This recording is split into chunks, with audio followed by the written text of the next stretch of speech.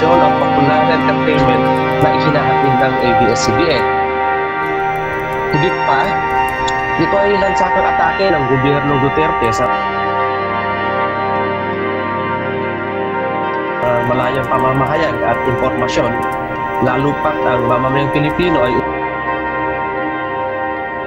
umaasa sa mga napapanahon at mas impormasyon at balita hinggil sa pandemya at pagsugpo sa sakit na COVID-19 na kumakalat sa ating bayan.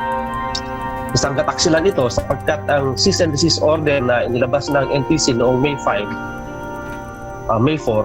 ay walang pagsaalang-alang sa kasalukuyang krisis sa kalusugan dulot ng pandemya, kung saan ang 60 milyong mamamayang Pilipino ay nasa ilalim ng enhanced community quarantine na naka-lockdown sa kanilang komunidad at tahanan, habang may 18 milyong manggagawang apektado sa ECQ. Marami sa kanila ang nawalan ng trabaho at kabuhayan, marami ang hindi sumasahod, marami ang natanggal sa pag-empleyo. Sa pagsasara ng ABS-CBN ay madadagdagan pa ng 11,000 manggagawa ang mawawalan ng trabaho at magdudulot ito ng kagipitan sa kanilang pamilya. Ang cease and desist order ng NTC na utos mismo ni Duterte ay isang autoritaryan na hakbang at paggamit ng mapanupil na kapangyarihan sa gitna ng krisis sa COVID upang supilit at patahimikin ang mga kritiko ng kanyang pamahalaan. Dapat itong kondinahin at tutulan ng mamamayan. At kami sa Defend Jobs Philippines ay nakikiisa sa mga manggagawa, empleyado, artista at may-ari ng ABS-CBN sa pakikibagang ito laban sa shutdown at pagsusulong ng malayang pamamahayag at impormasyon. Yun po ang aming pagtingin, paninindigan. Tadeo, sa gitna ng isang lockdown dahil sa isang virus at sa gitna ng shutdown ng ABS-CBN, palagay mo ano ang mahabang epekto nito, ripple effects, ang ganitong klaseng sitwasyon sa labor at industry sa mga darating na mga buwan? Ang isang immediate na effect nito ay yung malayang impormasyon dun sa napapanahon at wastong balita at impormasyon tungkol sa kumakalat na sakit. Yung isa pang immediate na resulta nito, syempre yung umaasang pamilya ng 11 manggagawa at empleyado ng ABS-CBN ay walang katiyakan ang susunod nilang mga kabuhayan at pagkukuhanan ng kabuhayan kapag natanggal o nawalan ng empleo ang nag-iisang manggagawa at empleyado. Tadeus, meron ba kayong pagkukwenta kung magkano ang nawawala na sweldo mula sa nabanggit mo na 18 million na mga workers na apektado dito sa ECQ na to, idadagdag mo pa yung 11,000 mula sa shutdown ng ABS-CBN? Sa ganang ganyan ay wala pa kaming kompletong pagkukonsolida ng impormasyon at datos kung magkano ang nawawala sa mga manggagawa. Ang tansya ng Defend Jobs ay ang nawalan ng trabaho ay umaabot sa 1.5 milyon hanggang 2 milyon na kombinasyon ito ng mga natanggal, na-retrench at saka yung may policy ng no work, no pay. So, ito ang kailangang matansya ng labor movement ng Defend Jobs at ng gobyerno mismo para paano ba ang maayos na social protection sa ating mga manggagawa. Para sa iyo, what does the NTC's decision say about government's priorities? Palagay mo, ano ba dapat ang ginagawa ng gobyerno sa panahon ng pandemya at krisis pang-ekonomiya? Itong cease and desist order at shutdown ng ABS-CBN ay distraction ito dun sa dapat na focus ng gobyerno. No? Ang unang-unang dapat pinagtutuunan ng pansin ng gobyerno ay yung malaganap na mass testing.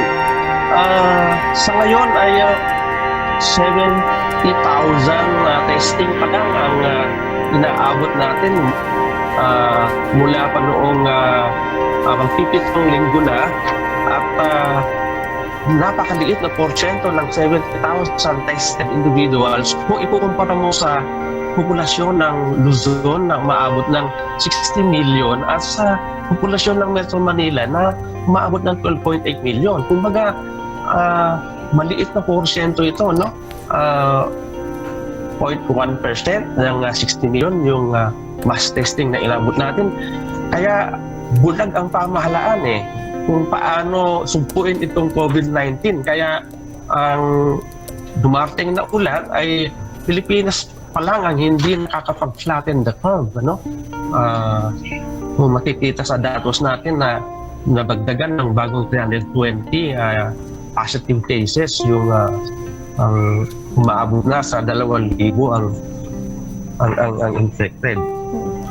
Klaro ang gustong ipahiwatig ng Defend Jobs Philippines. Maraming salamat sa iyo, Tadeus Ifurong of Defend Jobs Philippines, sa iyong pagpapahiwatig. Thank you. Salamat din po. Stay safe din po. Well, the NBA is set to hold an all-players conference call on Friday, the same day that the league will allow teams to reopen practice facilities. NBA Commissioner Adam Silver is expected to address all the league's players. The call is intended to be an open forum for players to bring up any concerns on the threat of COVID-19. The league will only permit teams to hold voluntary, social distanced workouts to prevent the further spread of the disease. At least 3 teams, the Denver Nuggets, Cleveland Cavaliers, and Portland Trail Blazers, plan to reopen their practice facilities on Friday, while several teams will follow suit next week. German Chancellor Angela Merkel has given the go signal for the restart of the Bundesliga in the second half of this month. Merkel's announcement had been widely expected as part of measures to begin easing the country's lockdown due to the coronavirus. However, all matches are expected to be played without fans. The league has been on hold since mid-March because of the outbreak. The Bundesliga will be the first of Europe's top 5 domestic leagues to restart since COVID-19 brought football to a standstill around the world. Stars of the La Liga returned to their training grounds on Wednesday to undergo testing for the coronavirus. Lionel Messi, Luis Suarez, Sergio Ramos, and Gareth Bale were among the Barca and Real Madrid players who underwent medicals, the first step toward resuming individual training. La Liga's organizing body announced on Monday that all clubs would begin testing their players this week as part of the first phase of a 4-step protocol to return to playing matches without spectators in June. The Ninoy Aquino International Airport continues to suffer heavy losses due to travel restrictions brought by the COVID-19 pandemic. Pia Gutierrez is on the line for more on this. Pia, go ahead. Yes, Ring, the NAIA has lost more than 1 billion pesos because of the COVID-19 crisis. This is according to NAIA General Manager Ed Monreal in an interview this morning in PTV. Monreal said that the revenue loss was recorded end of April. Airport operations are now down to less than 10% of their capacity. And following the suspension of all inbound international flights by the government, the airport only caters to 2 to 3 commercial flights a day, and all of those are outgoing commercial flights. The Philippine government earlier suspended all inbound international flights to the Philippines until May 8, that's on Friday, to allow the release of thousands of pending results of PCR tests for repatriates and to decongest the quarantine facilities already overwhelmed by the number of returning OFWs. Prior to the implementation of the suspension, however, Monreal said that the airport was only servicing 10 commercial flights per day, down from the usual average of 760 flights before the implementation of the lockdown. Monreal noted the need to build passenger confidence in terms of traveling, and he said that the airport management is now preparing new protocols to reflect the new normal once the lockdown is lifted in Metro Manila. This includes the mandatory use of face masks for everyone in the airport, as well as the placement of markers to ensure compliance with social distancing protocols, as well as putting acrylic barriers in check-in counters. Monreal said that they will also strictly implement personal hygiene measures such as the frequent washing of hands for airport workers. The DOTR earlier listed these protocols among the new guidelines that they will implement to prevent the transmission of COVID-19 in the airport. Aside from these, they will also submit everyone entering the airport complex to a mandatory body temperature check. There will also be a continuous disinfection of their facilities, and security procedures will be done through no contact means. Rain? Did General Manager Ed Monreal mention what date they're looking at to be able to implement all those measures and possibly reopen the airport soon? Well, the extension of the ECQ in Metro Manila is only until May 15, but until now we have yet to get information from the IATF whether the ECQ will be extended after this date. The manager did not say specifically when they expect airport operations to get back to normal, but he said that even though these restrictions are in place, he said that there is a need to build passenger confidence. They seem determined to prepare these new protocols to reflect the new normal, even if the ECQ is lifted in Metro Manila. Rain. And those new normal protocols are in place already, or when do they plan to implement them? Once the lockdown is lifted in Metro Manila, Rain, and suspension for some of these travel restrictions are will be lifted, Rain. The manager said that they are ready to implement these protocols, Rain. For example, they said that they have already finished putting the acrylic barriers in check-in counters.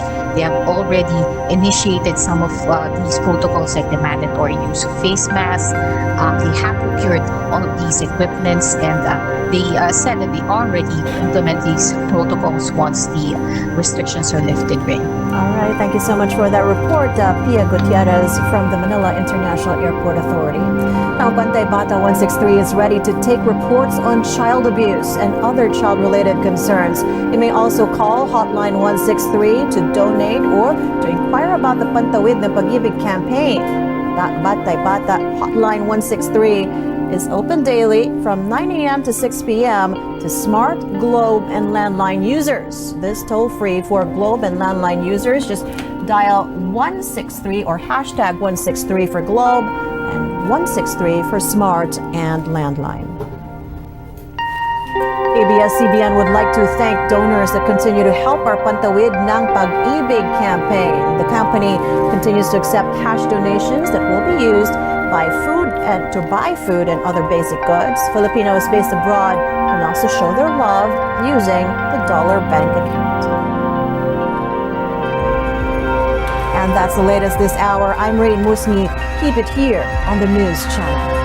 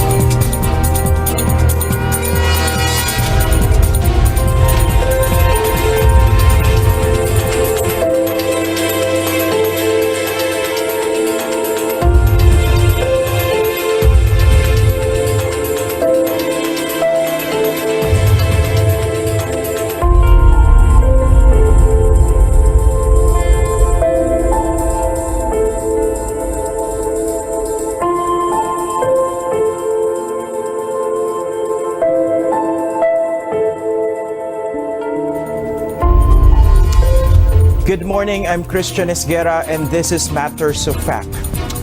Less than 24 hours ago, the Philippine government, through the National Telecommunications Commission, shut down our parent company, ABS-CBN Corporation. That means if you tune into ABS-CBN's free TV at this moment, all you'll see is a dark screen.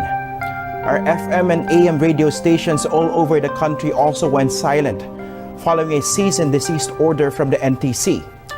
The last time this happened was almost half a century ago, when the late dictator Ferdinand Marcos also shut down this network. Who would have thought it would happen again, when Filipinos have long regained their democracy and in the middle of a pandemic at that? But journalism is what we do, and we'll continue to deliver the news as they unfold through the ABS-CBN News Channel and other platforms still available to us. Here are the headlines. The National Telecommunications Commission may be held for contempt after it ordered ABS-CBN, the largest media network in the Philippines, to shut down. That's according to the chairman of the Philippine House Committee on Legislative Franchises. The Justice Department urges Congress to act expeditiously on the bills to renew ABS-CBN's broadcast franchise. ABS-CBN says, or Malacanang says, the operations of ABS-CBN depends on the decision of the NTC. And an antiviral drug for COVID-19 patients may be approved in Japan this week.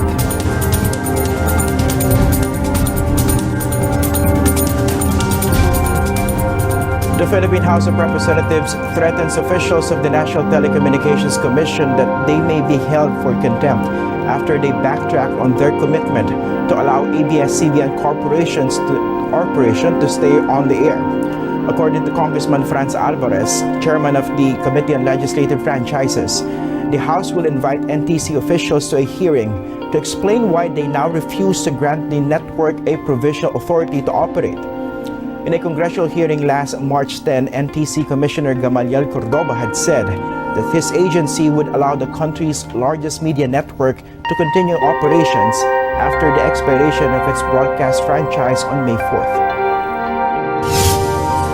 Tayo mismo ay nagulat na pati ang buong community po ay nagulat doon sa pag-backtrack ng NTC sa kanilang mga pronouncement sa atin. Lalo na yung latest is yung March 10 lang natin na hearing so saan on record po na sinabi ng NTC na mag-i-issue sila ng PA, na Provisional Authority. Base na rin po sa naging legal opinion ng Secretary of Justice po, di ba, ng DOJ.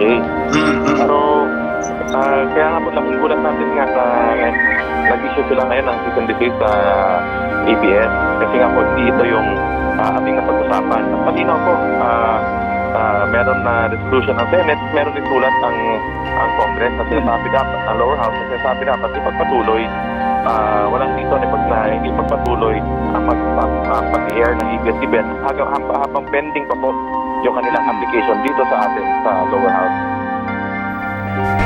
But on Tuesday, the NTC issued a cease and desist order against ABS-CBN's television and radio broadcasts a day after the company's 25-year operating franchise expired. The media network was also given 10 days to comment on the issue. Pinag-aralan ng aming legal team all the options at they came to a conclusion na talagang any authority granted by the Commission, whether it's provisional or certificate of public convenience, has to be predicated on a valid congressional franchise. Yun ang findings. Since nag-expire na, so wala ng congressional franchise, itong resolutions by Congress, hindi siya batas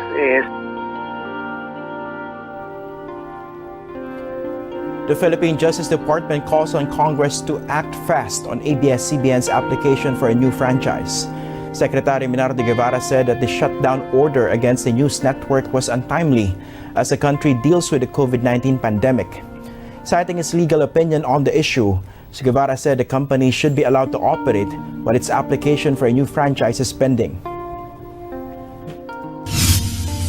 Kung ang sitwasyon ay ang kumpanya na dati nang may franchise, nabigyan na ng franchise, nag-operate na, nag-invest na, nag-employ na ng libo-libong tao, nag-apply na ng renewal bago pa matapos ang kanyang franchise, pero for reasons not attributable to the company ay hindi pa na-actionan ng Congress, ay tingin ko, in fairness, wala namang pagkukulang yung kumpanya.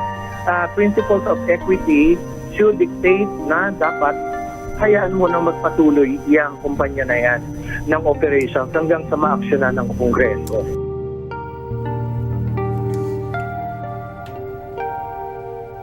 Philippine senators dismayed after telco officials ordered ABS-CBN to shut down.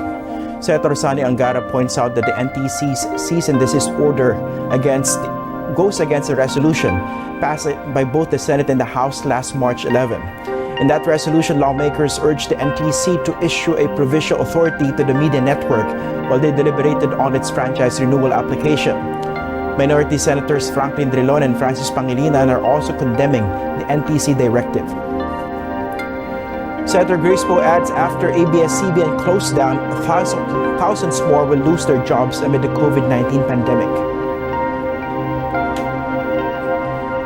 Philippine Vice President Leni Robredo questions the decision to close down ABS-CBN, saying the move costs lives. Robredo asks why this is all being done during the COVID-19 crisis when there should all be hands on deck. Robredo says the free flow of information literally saves lives, and closing down the media network unnecessarily burdens the thousands of people who will lose their jobs. What makes the shutdown more surprising, Robredo adds, is the fact that it targeted ABS-CBN while Philippine Offshore Gaming Operations or POGOs will be allowed to reopen. The Chamber of Commerce in the Philippine Islands or CCPI also slamming the shutdown order in ABS-CBN. The chamber said the move by the National Telecommunications Commission manifests a distorted sense of priorities. It noted how the Philippine government allowed POGOs to reopen despite being linked to rising criminality and tax evasion. CCPI added that shutting down the country's largest media network in the middle of a pandemic is a systemic and misplaced disregard for the Filipino people. In other news, Philippine President Rodrigo Duterte is open to an out-of-court settlement with the country's tycoons. Duterte spokesman Harry Roque also says that Duterte's apology to the Pangilinan and Ayala groups was an indication that the government wanted to forge stronger ties with the private sector for a coordinated pandemic response. On Monday night, Duterte thanked the business community for contributing to the government's pandemic response. Duterte had accused Manila Water, which is owned by the Ayalas, and Maynilad, which is operated by the MVP group of companies, of allegedly taking advantage of their water concession contracts to milk consumers of billions of pesos in fees. The government is renegotiating its concession agreements with the two companies. The United Kingdom has overtaken Italy with the highest death toll from the new coronavirus in Europe. According to Johns Hopkins University, the UK now has 29,502 fatalities, while Italy has 29,315. The only other country that has a higher death toll than Britain is the United States, which has more than 70,000 fatalities. The British Foreign Secretary says that the number of deaths in his country is a massive tragedy, but it's too soon to make reliable international comparisons. We'll get a real verdict on how well countries have done until the pandemic is over, and particularly until we've got comprehensive international data on all-cause mortality. There are different ways of counting deaths. As we know, we've had that debate in this country. We now publish data that includes all deaths in all settings, and not all countries do that, so I'm not sure that the international comparison works unless you reliably know that all countries are measuring in the same way. US President Donald Trump urges China to be transparent with what it knows about how the coronavirus emerged. Trump also says the US will release its own report detailing the origin of the virus. We'll be reporting on it over the next period of time, Steve. We'll be reporting. There'll be plenty of people ask me that question, and we will be reporting very definitively over a period of time. Last Sunday, U.S. Secretary of State Mike Pompeo told ABC News that there was a significant amount of evidence that the new coronavirus came from a laboratory in China. But a Chinese lab at the Center of Conspiracy Theories has dismissed those allegations. Most experts believe the virus originated in a market selling wildlife in the Chinese city of Wuhan.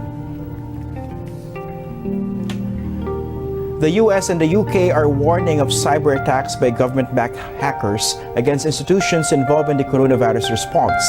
This report has the details.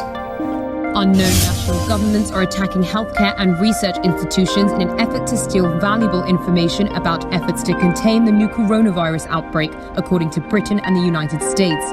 UK Foreign Minister Dominic Raab is calling the attacks sophisticated and, quote, particularly dangerous. Today, the UK's National Cybersecurity Centre and the US Cybersecurity and Infrastructure Security Agency have published a joint warning about these groups. And we've offered some advice on the cyber criminals and other actors who are seeking to exploit COVID-19 through malicious cyber activity. Our teams have identified campaigns targeting healthcare bodies, pharmaceutical companies, research organisations, and also various different arms of local government. UK and US officials have said that the alert was not triggered by any specific incident or compromise, but rather intended as a warning, both to the attackers and the targeted organizations that need to better defend themselves. Reuters has reported in recent weeks that Vietnam-linked hackers targeted the Chinese government over its handling of the coronavirus outbreak, and that multiple groups, some with ties to Iran, tried to break into the World Health Organization. Raab added that there were many possible reasons for the attacks. Now, there are various objectives and motivations that lie behind these attacks, from fraud on the one hand to espionage. But they tend to be designed to steal bulk personal data, intellectual property, and wider information that supports those aims, and they're often linked with other state actors.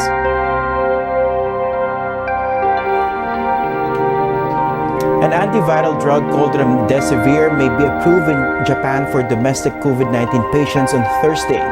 The country's health minister says he plans to give his approval right away when the ministry's review board gives its consent. Japan has more than 16,000 coronavirus cases, according to the Japanese public broadcaster NHK. Last week, the U.S. Food and Drug Administration authorized remdesivir for emergency use against COVID-19. The drug was manufactured by American biopharmaceutical company Gilead Sciences.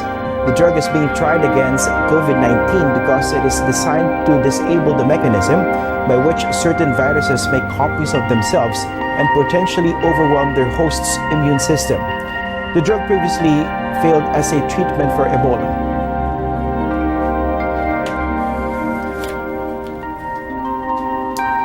Malacanang says ABS-CBN is free to exhaust all available legal remedies against a cease and desist order from the National Telecommunications Commission. It adds the network's continued operation is entirely the decision of NTC. Let's now hear from Chief Presidential Legal Counsel Salvador Panelo, who joins us this morning. Good morning, Secretary Panelo, and thank you for joining us. Good morning, Christian. Okay, first we know that the President had repeatedly attacked ABS-CBN, criticizing it often along with two other news organizations. And on more than one occasion, he threatened to shut down ABS-CBN, the corporation. Now, this already happened yesterday. Is this what the President wanted? And he got it. Again, we will have to repeat what I have said, what the President has said repeatedly about this particular case. The President has nothing to do with this with respect to the matter you said about him saying something against the President. We said then that was in relation to one incident that we have already previously and extensively discussed. Now, with respect to the closure, the President has nothing to do with the decision of the NTC. You must remember that repeatedly also, I've already explained that it is Congress which has the authority to grant or to renew the franchise of ABS-CBN. And also I've been saying all along that you are barking at the wrong tree, because it's not the President, because there is a law that will have to be followed. And Congress hasn't done anything about it. That has been pending in that body for 6 years. So the president has nothing to do with it. Okay, when you say that the president had nothing to do with this, of course, legally, technically, it's in the hands of Congress and they did not act. But how do you separate the president from the issue given the continuous tirades that he had been issuing or unleashing against the network? You must remember that the president has already apologized and has forgiven ABS-CBN for what it did to him. So, by that alone, it will show us that the president has forgiven the president.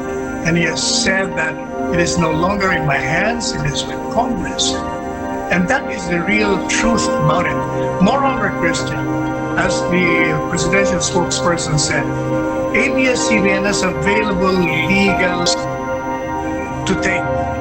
Not only that, Congress is there and it can deliberate and it can pass a law granting the franchise for ABS-CBN.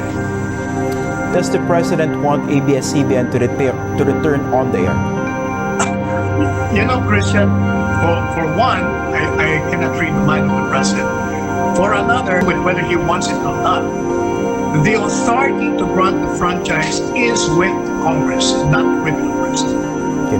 That is quite interesting, Secretary Panelo, because you said that this has nothing to do with what the president wants. But again, in the past, he had been telling the public that he wanted ABS-CBN to be shut down, and he threatened to block the franchise renewal. So how can you I already explained that in the program of Karen at the time. I said, the title of the president, but with respect to the violations that the president had done to him when he paid for an advertisement that was not aired. That was it. And when the executives of ABS-CBN, the present ones, apologized to him, then he accepted the apology. And we heard him say that. So you're saying that issue was already settled as far as the Oh, president yes, is concerned? definitely. So what do you think is happening here? Well, there is a law, Christian. The problem is we are not focusing on what the law says. The law says that if a franchise is expired, then you have to get a franchise with Congress. And all ABS-CBN has to do is to ask Congress to do its job. It's been there for 6 years.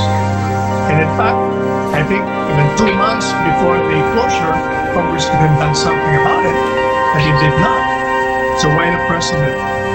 Why blame the president for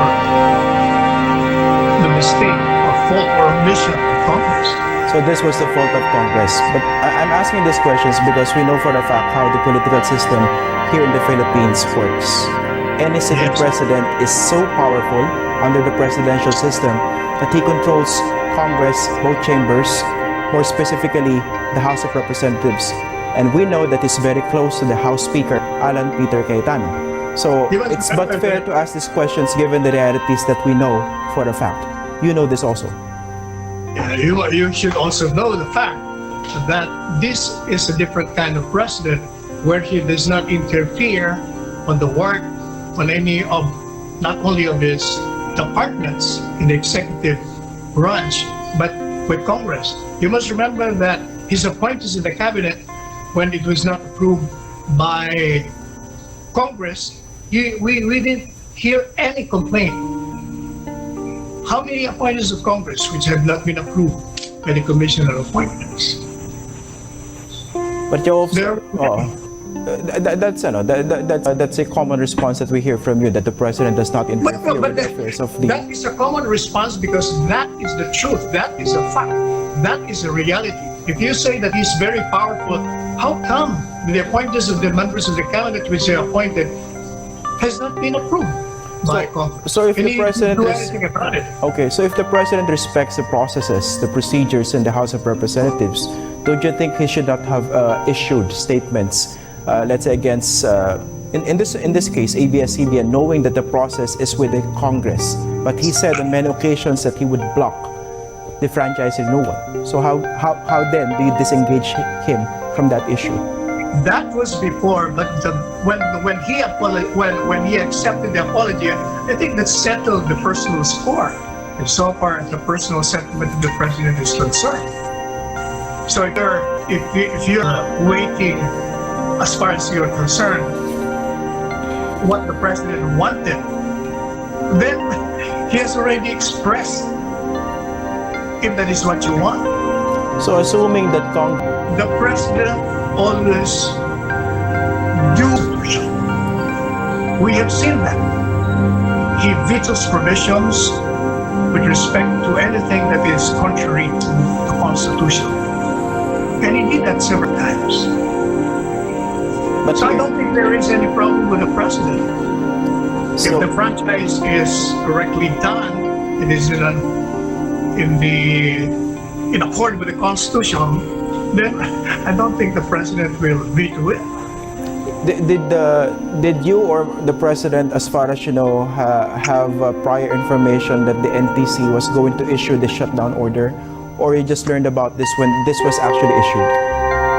You know, the president's style is he does not interfere. And as I, on many occasions, revealed what he says during cabinet meetings, when there is a foreign issue, any problem that is confronted or is being raised to him, his response is always, let the law take its course. What the law says, then let us enforce it. It's as simple as that. He's a lawyer and he knows the limitations of the presidency. Okay, he's a lawyer, but he's also a leader. He's also a politician. Now let's talk about the big picture here.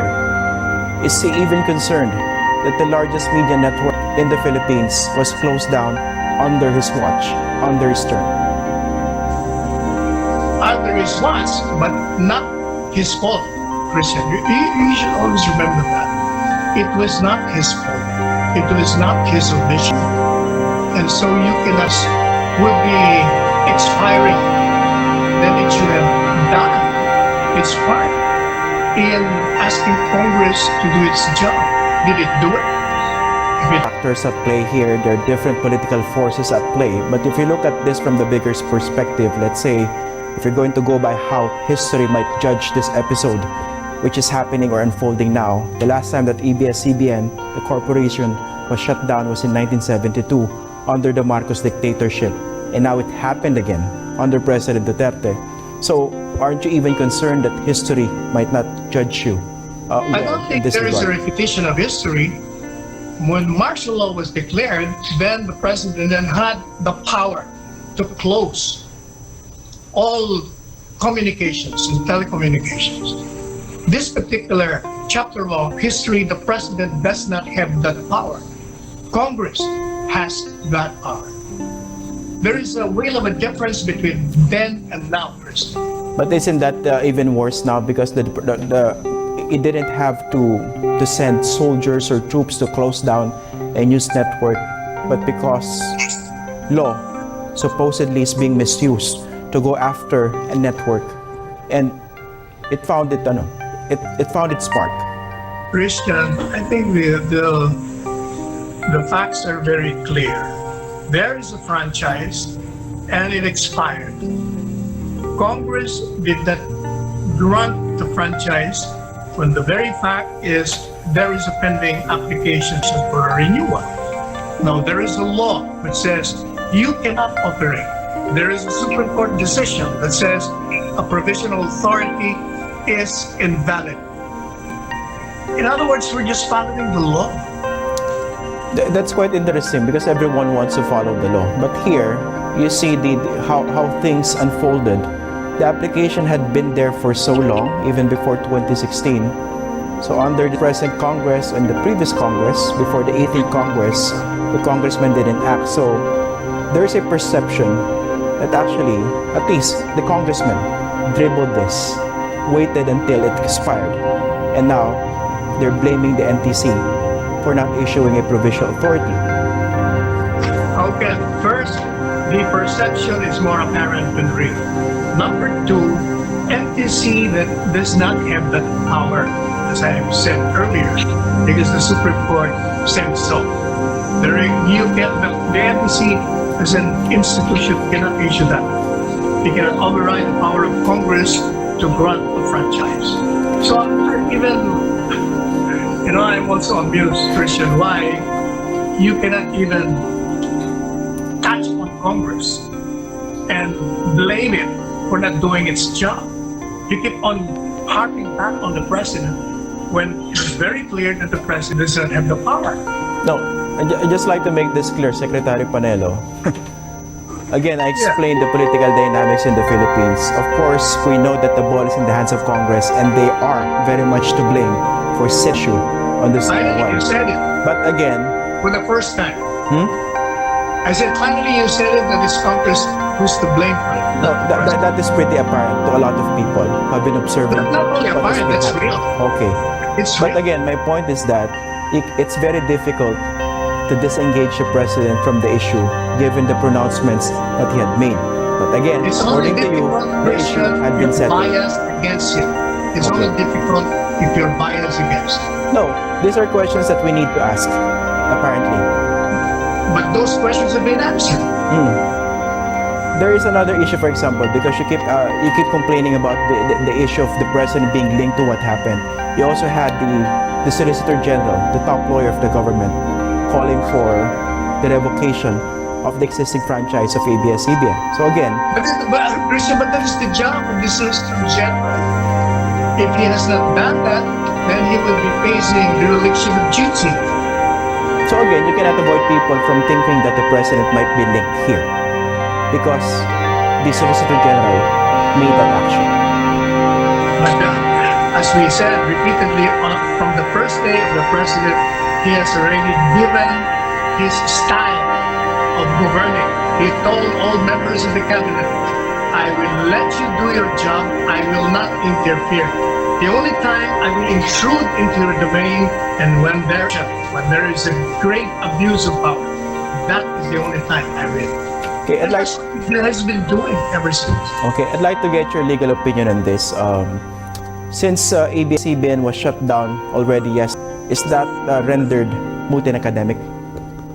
I don't know about that. I'd rather let the Solicitor General respond to your query. Yeah, but as a matter of fact, That's for the Supreme Court to decide, Christian. what do you teach in law schools, for example? Coming at? What do they teach in law schools regarding things like this? I do not know what you mean by that. I mean, We have a Supreme Court. There is a pending case, and it's the Supreme Court that will decide, one way or the other.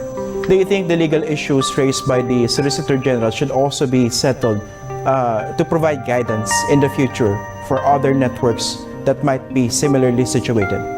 Then let us wait for the Supreme Court to decide, one way or the other. And whatever the Supreme Court says, we have to obey. Okay, Secretary Panelo, thank you very much for joining us this morning. Thank you also. Coming up, is there hope to revive ABS-CBN and what will be the consequences of shutting down the media giant? We'll talk about that after the short break.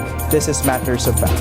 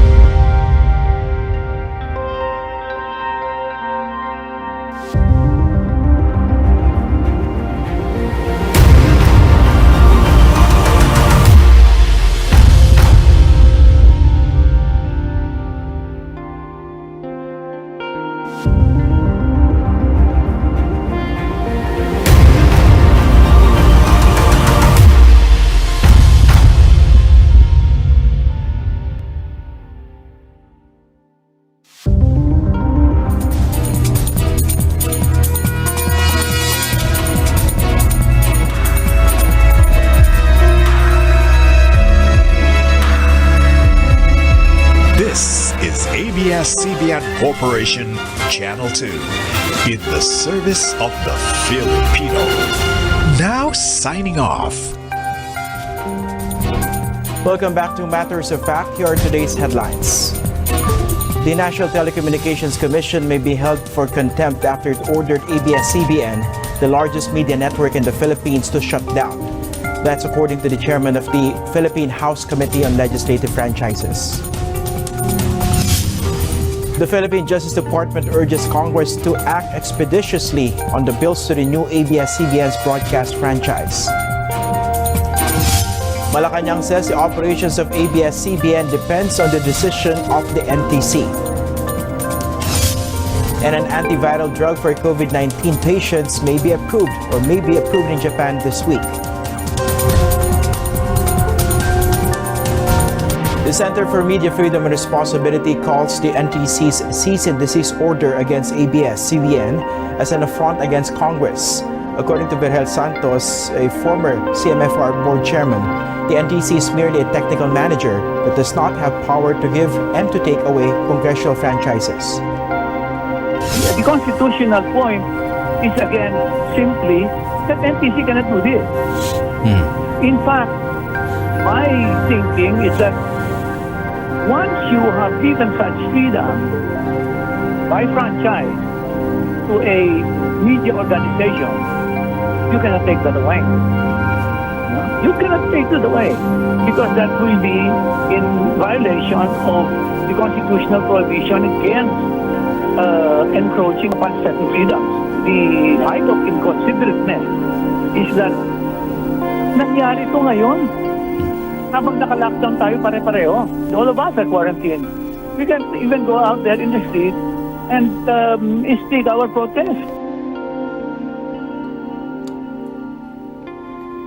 Other groups and individuals are expressing solidarity with ABS-CBN as it was forced to go off the air. They say the closure is a blatant attack on Filipinos' right to free speech and the freedom of the press.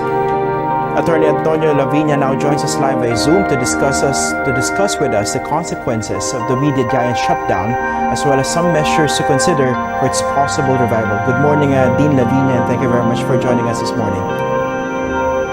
Good morning, Christian, and good morning to all the viewers. Unfortunately, it's not a very good morning for a lot of Well, that's what I was going to say. Isn't good morning, and not just for the 11,000 workers of ABS-CBN, but for the Filipino people, because millions of Filipinos rely on ABS-CBN for both news and also for entertainment, and I think we have a right to both of those.